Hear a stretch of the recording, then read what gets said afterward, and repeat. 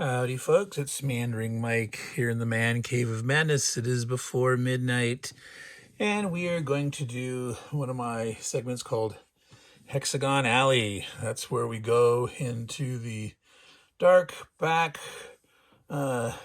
alleyways, walkways of the deep, dark secrets of Hex Encounter war games. Today we are featuring Napoleon's Last Battles. It's a quad game, originally published by SPI in 1976. There was multiple versions of this. It came in a standard SPI plastic flat tray. It came in a box, still with the paper maps, with a white box. This is the designer edition that has mounted maps. And also you could get each of the 4 scenarios in separate folio editions. In 1984, TSR, who had acquired SPI, published this again, calling it an SPI brand war game from TSR, Napoleon's Last Battles. Decision Games acquired not the rights to all, but most of the SPI titles. Eventually went to 3W first and then to Decision Games. They came out in 1995 with their version of this same quad game. And then in 2015, they released a deluxe edition of the same. Their deluxe edition did not have mounted maps. It did have glossier maps. I actually like the older maps better, but we're going to do a little bit of unboxing of this. These have been opened. This is still in shrink. The reason I'm doing this is I'm going to start doing how to play and playthroughs of Quatre. This particular scenario is one of the ones I'm going to cover on the channel. I will probably do multiple playthroughs.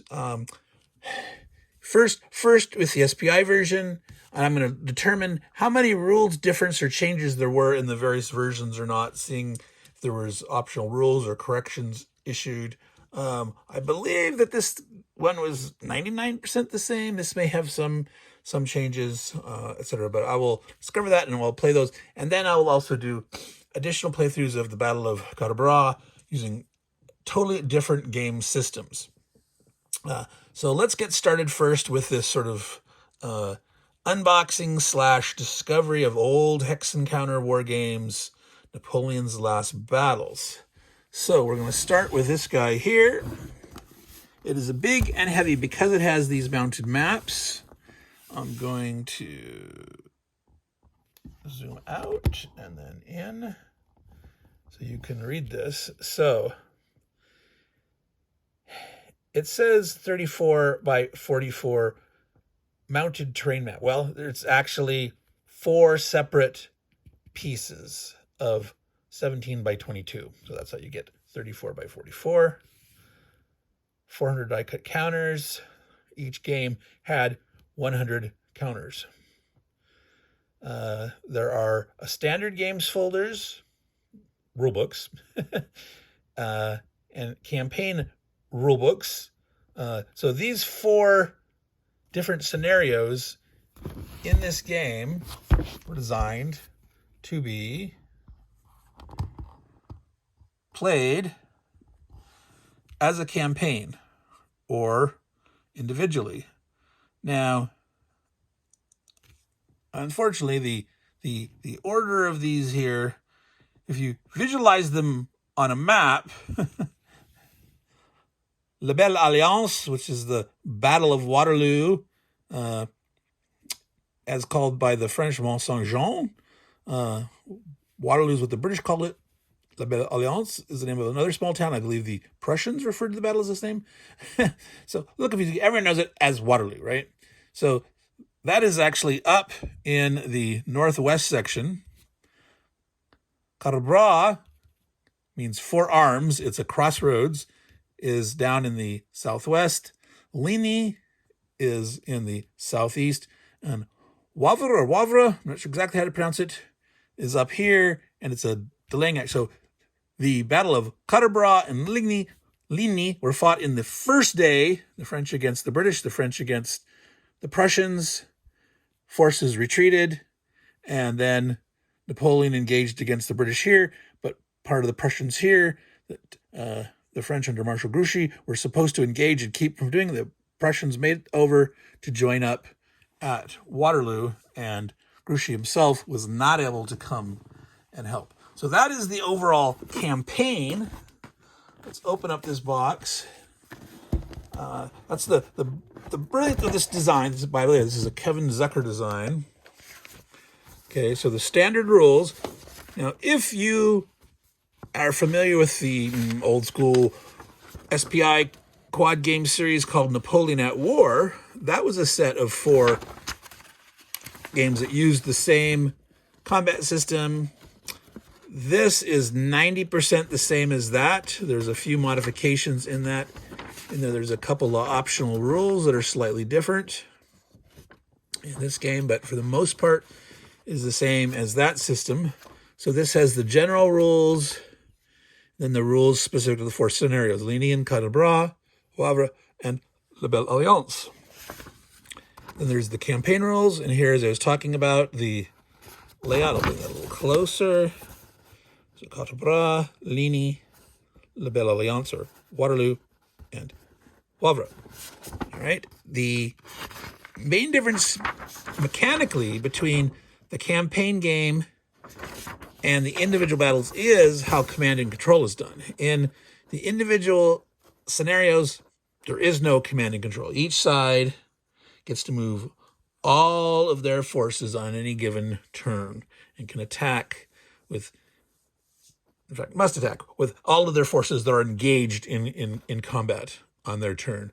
Whereas in the campaign rules, you have to account for your leaders, your leadership. You have overall commanders and officers. So Napoleon, he can command a certain number of other corps units. Grouchy and Ney can also do the same, but they have much less. So Ney only has a leadership of 1, Grouchy has a 2, Napoleon has a 3, etc. Wellington has a 4. Some say, well, is that fair? He has 1. Well, under Wellington, there was a lot of smaller corps. So one would argue, yes, maybe he was much better at juggling more units than Napoleon or not. But the fact that the corps on average tend to be smaller units, that it all makes up okay in the end. So anyway, that's what we see in the box. I'm going to pull out, there's extra copies of those. All right, so these are nice, heavy mounted maps. It's 1976, so it's a nice, simple graphics. It's a Redmond Simonson graphic design. Now, one of the things that some people like and some people don't is right on the map are the position of the units that start in this scenario. Now, for immersion purposes, I don't like that. I would rather not have all these little symbols scattered all over the map. I would rather spend a little more time setting up and not having those units on the map. A lot of people are the other way. It's, oh, this is great. It's so much easier to set up, get things started. Now, thing to note, as I mentioned, in the standard scenarios, command and control, everyone can attack, everyone can move. You do not actually care about the corps designations. There's actually, if you can read here, if I can zoom in like really super close here, there are actual unit designations on here, which brigade out of the particular division, out of which corps. This does not matter at all in the standard game, in the individual scenarios. For command and control in the campaign, you need to know that. So you could potentially set up quicker in a scenario not caring. Any 5-4 infantry is the same as any other. Any 4-4 infantry is the same as other. And if you just wanted to set up really quick to fight out the battle and care about the mechanics, and you don't care about which unit is where, you could save some time that way. But if you're wanting to immerse yourself in the history, knowing what units were there, which leaders, which corps, etc., and in the campaign game, you need to do that because that is the mechanism for command and control. So I'm going to zoom out a little bit here more so you can see a better look at what's going on here. So here is Fleurus, and Napoleon is here. Grouchy's here. He's got his troops arrayed out here. Here is this river. The town of Ligny is here. Saint-Amand and Waterloo. These are the main defensive positions of the Prussians, and Napoleon is trying to engage and destroy the Prussian army in force. Now, one of the things that you don't get very well in the standalone, if you're playing just the scenario, for example, in this one, is the fact that you can much more easily sort of try to engage this flank here. And there's some Prussians scattered out here. All these rivers and woods. And it's very hard for the French to try to turn this flank. Whereas this one is a little more difficult because this river, this river just comes like this and there's open ground here. So if you're playing a campaign, you can make a flanking maneuver here more easily. However, there are some limitations. Napoleon has a lot of corps here, but net total he can control 3 with Napoleon and 2 with Grouchy, and he's got like 7 or 8. Some of them are little tiny cavalry corps, but in total he can't control everything. The Prussians have 3 corps here, and Blucher has a rating of 2. So he can only actively control 2 at a time. So whether he puts one in reserve or just maneuvers and attacks on one flank and maybe have one, sort of stationary, that's the sort of the give and take of the battle in the campaign game. Now, I'm going to go look at, not going to look at everything in detail here, but I wanted to look at a few key things. All right, so this is the one I'm going to be playing. Quatre. Here is the crossroads. There is Quatre right there. The British, and there's Netherlander troops and other various little allies. They don't start with a lot of dudes here. They got a little tiny weak cavalry here. They got an artillery and a German corps,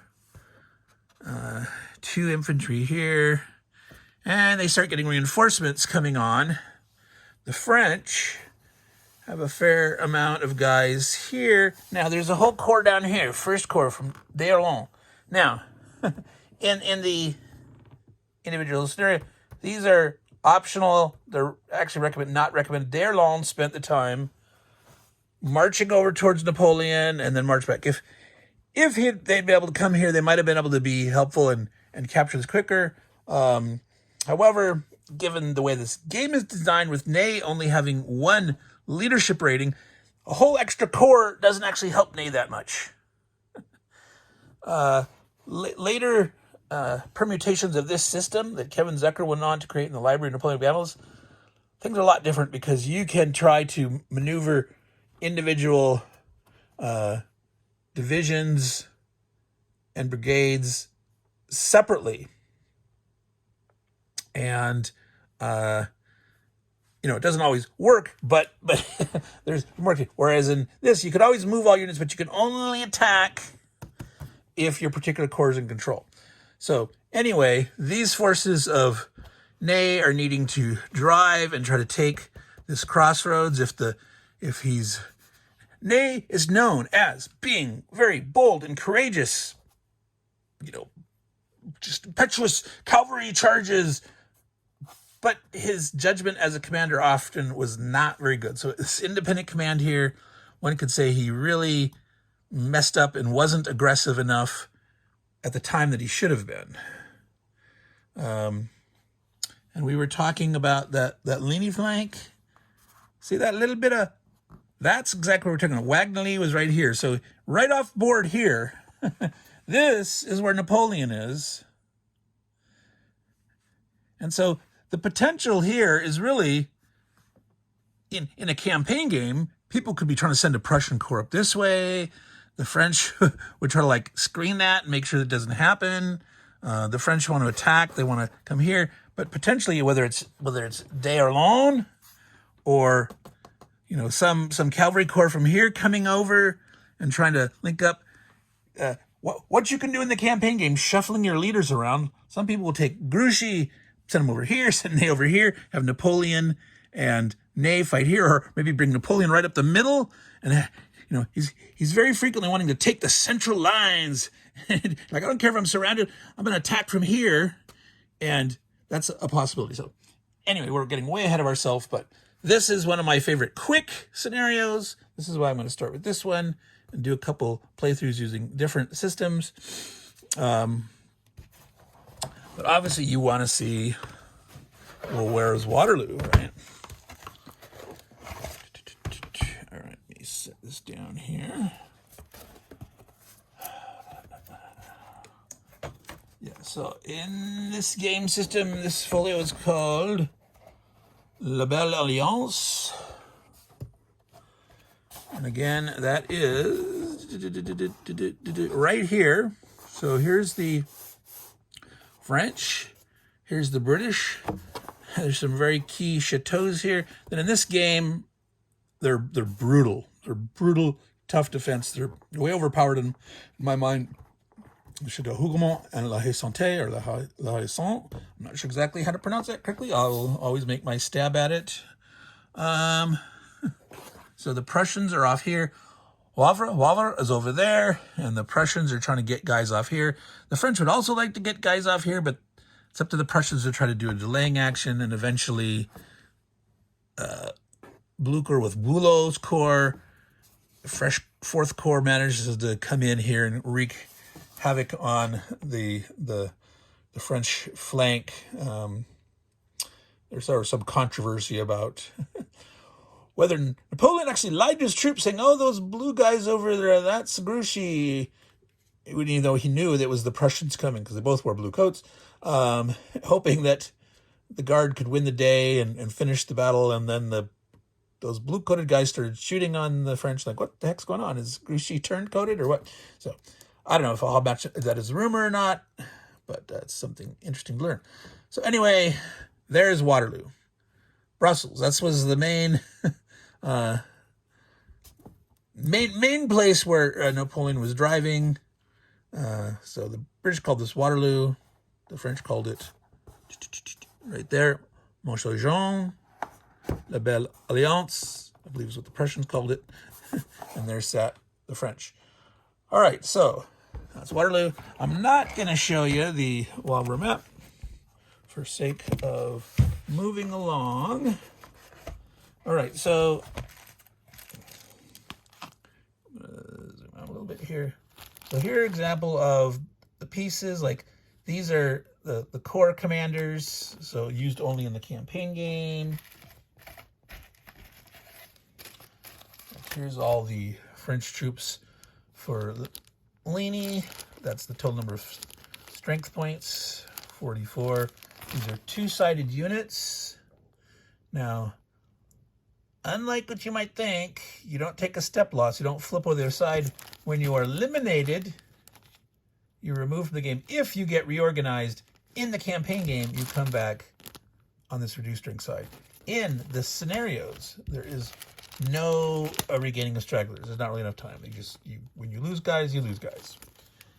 Okay, so let's take one quick look at the combat results table. That is always the way that you can judge a game. Okay, first I want to show you the terrain effects chart. If you notice there, forest, there's some special rules about cavalry. They are halved when attacking into or defending it. So cavalry versus cavalry in the woods, it's a wash. They're the same. But cavalry versus infantry, a cavalry on defense in the woods would be halved, and they would attack at half strength against the infantry. So cavalry do not want to engage around infantry in the woods. Crest hexides have no effect on combat strength. They do block line of sight and it means that the famous tactic of Wellington is sitting his troops on the back, the reverse side of the slope, to protect them from the artillery. Now, at this scale, there's no line, column, and square maneuvers. It's above that. It's an operational / grand tactical game. It is not a tactical Napoleonic game. There are no formations. Towns will W. Attacking across a river stream. Rivers, you're doubled if everyone's attacking across or across the bridge. Chateau. Not only does it triple you on defense, now you can only put infantry in a chateau, and they can only stack. Normally, this game can stack 2. In the old Napoleonic War Quad, you can only stack 1 guy per hex. You can stack 2 per hex here. You can only put 1, but you're tripled, and your odds cap out at 4-1, and you get to ignore retreats. So chateaus are like insanely tough. All right, so I was promising you. Let's see. Oh yes, that's right. This one doesn't actually put it in the rule book. It's on the map. So all right, here we go. Let's see if I can get that without that falling over. I'm gonna zoom in.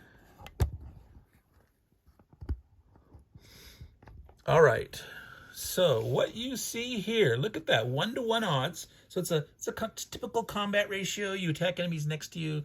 There's sticky zones. You enter a zone of control. You have to stop. You cannot leave a zone of control when you're in there. You must attack the enemy. You must attack all enemies you're next to. You can use artillery, for example, to bombard from 2 hexes away. You can use that for low odds attacks to make what we call soak off. You can also attack at small odds, so you could attack at really low odds. You could have like one little unit attack a couple of guys. Really bad odds are your dude's going to get eliminated, but that'll allow you to concentrate better odds elsewhere. But if you notice, even up at 3-to-1, you have no chance to eliminate the enemy. Only at 4-to-1 do you start getting DEs.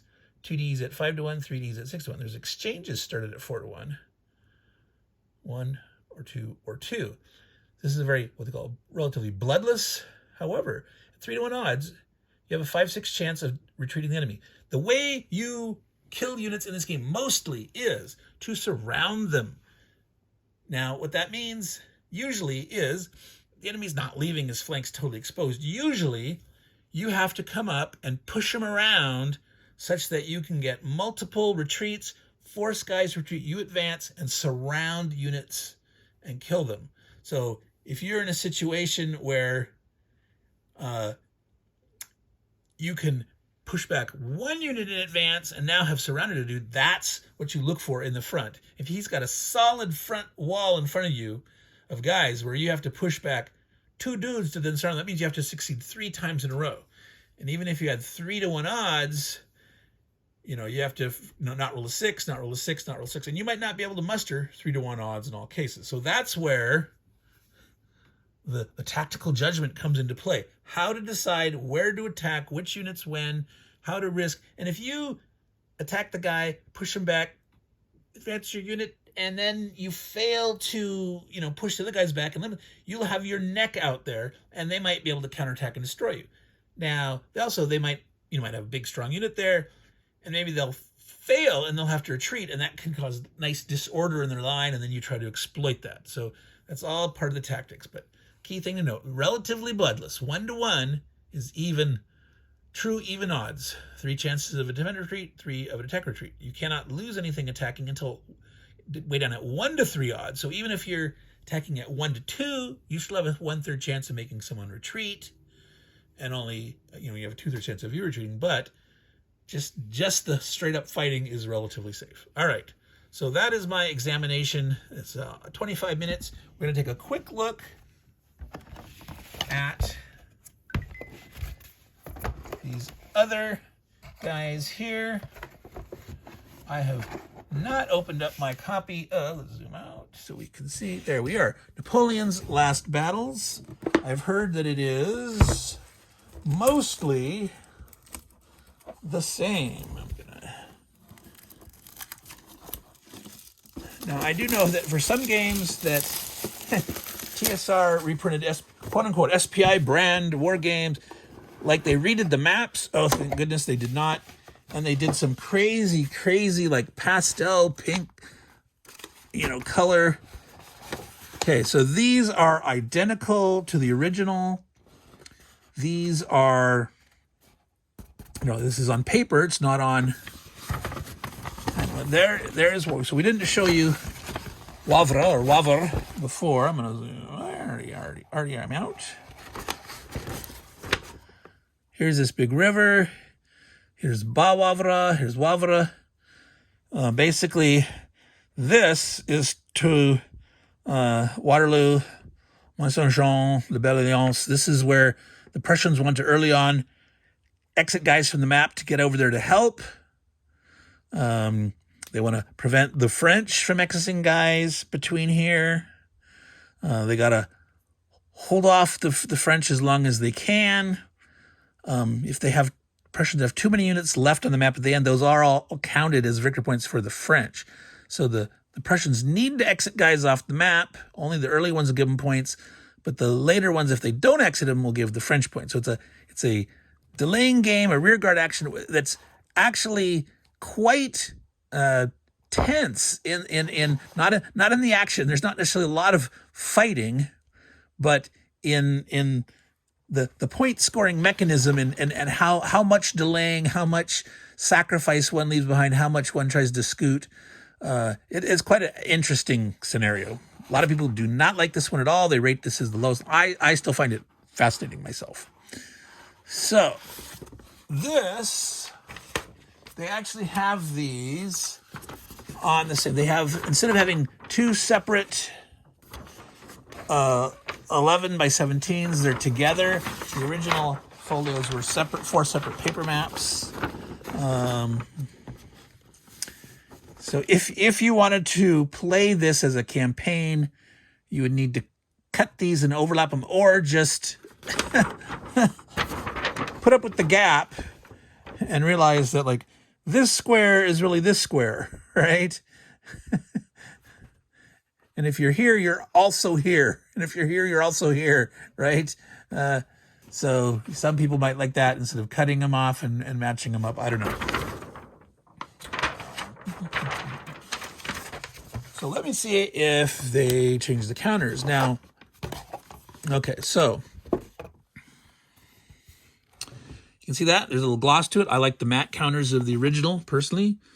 A lot more. A lot of people like gloss, but I like matte. The registration here is very close to the edge. That's not good. And oh my gosh, the infamous, horrible center nibs. This is a classic problem with these TSR SPI games. The counter cutting is not corner nib based, where it's easier to punch them out, cleaner, and easy to clip. These side nibs or center nibs are a horrendous problem. All right, so if you like the brighter colors, you'll like this. If you like the shiny, you'll like this. I don't like the glare. The glossy counters tend to slip and slide. You do have stacking of up to 2 in this, so you're more likely to slip and slide and fall off of each other. But so depending on your emphasis of which aesthetic you like better or not, but otherwise it's the same, it's exact same counters, the numbers, how they're laid out, etc. So NATO symbols for artillery, infantry, cavalry. There's also horse artillery here somewhere here. The slash and the dot. So that shows the battalions. I guess that's for artillery. That's a different size, like a battery or whatever they're called. So normally divisions for the cavalry, regiments for infantry, for the Prussians, it's brigades for the British, brigades for the French.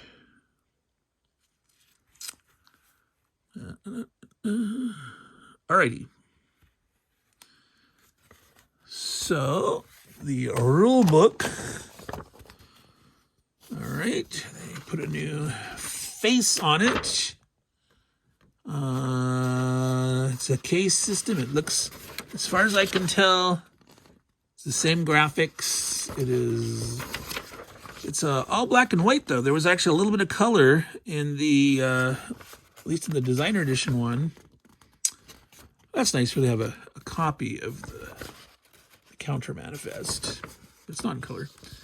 All right, so they've got in one book, they've got the campaign rules. Now, question is, there was a mistake in the Wavre scenario where it said you needed to exit guys off the...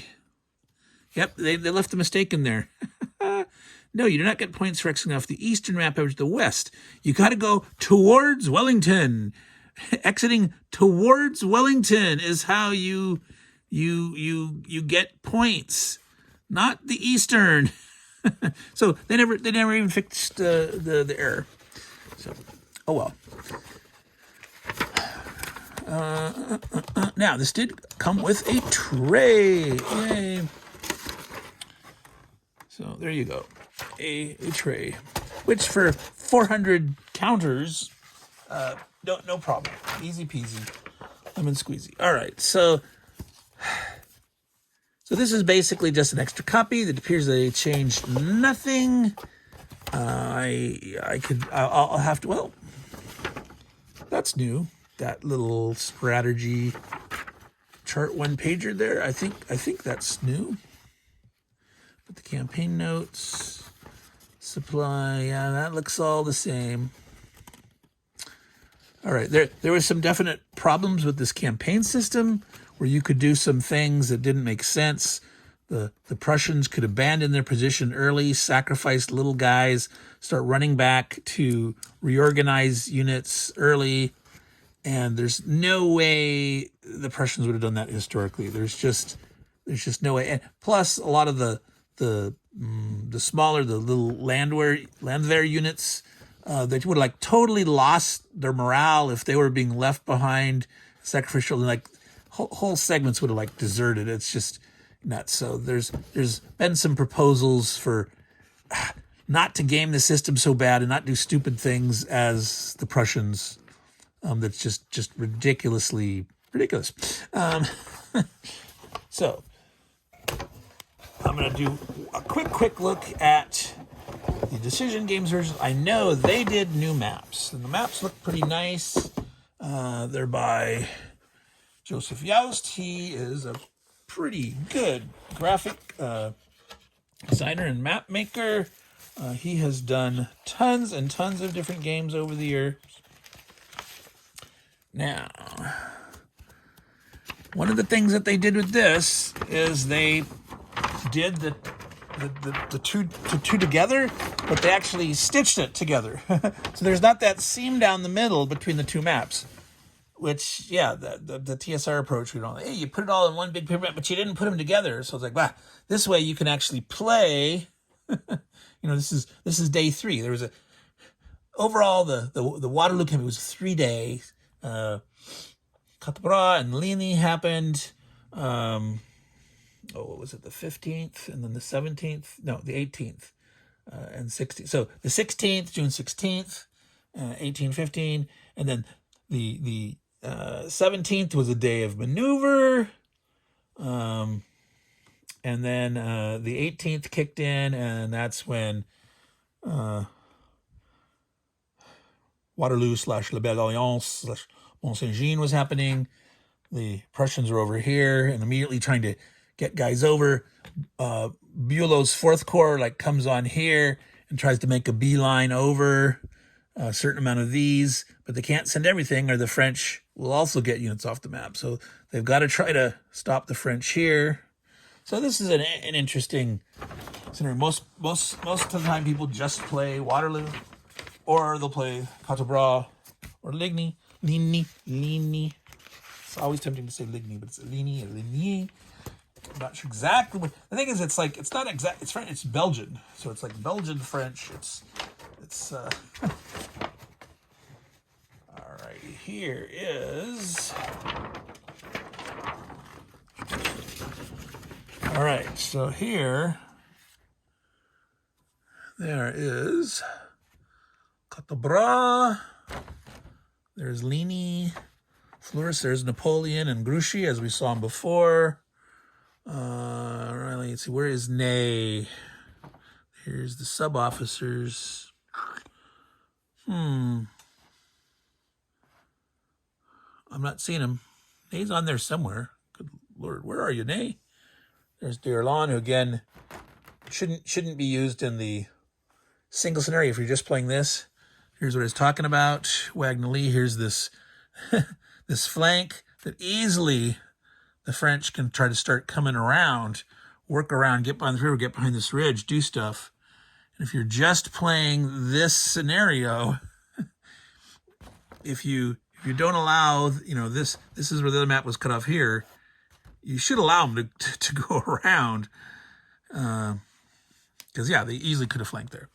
But, yeah, this makes it nice for playing, both battles of the first day. If you don't want to play a full campaign, if you did play you can play the second day, or you can start, with both maps. You'd only have like some straggler reinforcements for the British up here, but the Prussians get some reinforcements here, and then they'll get on the 18th Bulow up there. But then, so depending on what happens here, how do the Prussians can't just head this way and send everything this way, because then the French could cut off their supply and then just go up. And that was, Blucher's promise to Wellington is that he would come to support him. And the British weren't certain, would he or not? Would he? Because basically he would have to not fall back on his supply lines to go and keep aiding the British. And the French desperately wanted to keep them separated, try to defeat the Prussians. And Blucher, even though he was defeated here, he was able to retreat in good order and get enough guys. Some of the can't remember if it was the first, second, or third corps, but the fourth corps plus some remnants from the first day's guys managed to make it to the east flank from the east flank of Waterloo. So I think that's where we're going to cut it off here, guys. I do not know if there's been any rule changes in this. We can look at the chart here, CRT. It has not been changed. All right. I think I heard that there was. Oh yes, there was a misprint on some of them. So like this one was okay. At 4-1, a 5 is supposed to be a DR. Over on this side, it was misprinted as an EX, and that's why that's been penned in there as a correction. So that, folks, I'd like to find out if this one has changed anything, particularly like the chateau. Did they do anything for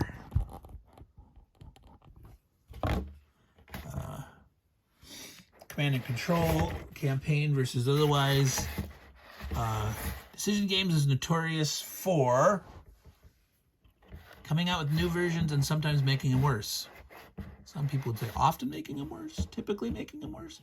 That does not want to stay up. So I'm going to give it the benefit of the doubt until I figure it out, right? Maybe they made some good changes. Maybe they didn't. We will find out. But I will first play the original classic here. Napoleon's Last Battle Quad on the mounted maps. The original SPI counters. We will play just the standard, basic, non-campaign game. At some point in the future, I will do, like the first day campaign, doing Ligny and Quatre at the same time, so you can see how it's quite different using the command and control rules. It really changed the nature of what you can do and how you need to do it. Oh, I wanted to make a quick comment. There are some optional rules in this game, and one of the ones that you should absolutely use is the combined arms. And that is if in a given attack, if you have infantry, cavalry, and artillery present in the same battle, you get a shift. So it just makes it, that's good Napoleonic sense. There's also some optional rules about committing the guard and morale, and it makes sense in the Ligny scenario. It can be the end of the game in the Belle Alliance scenario. Technically, the way the thing goes is the French old guard attacked and was repulsed, and the shattering French guard destroyed morale across. And now there's some scholarship saying, no, wait a minute, that's not really true. That didn't quite happen that way. That's not quite the events, how that goes. So I definitely need to do more research. It's been many years since I've read up on stuff, and we'll do it. And obviously, like as I do for many of my playthrough series, I will have videos listing suggested reading.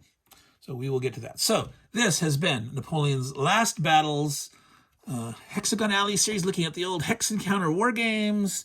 We looked at 3 different versions of the same thing, but slightly different, hardly different, except for the physical counters. Maps definitely different. Maps not bad. I like both maps.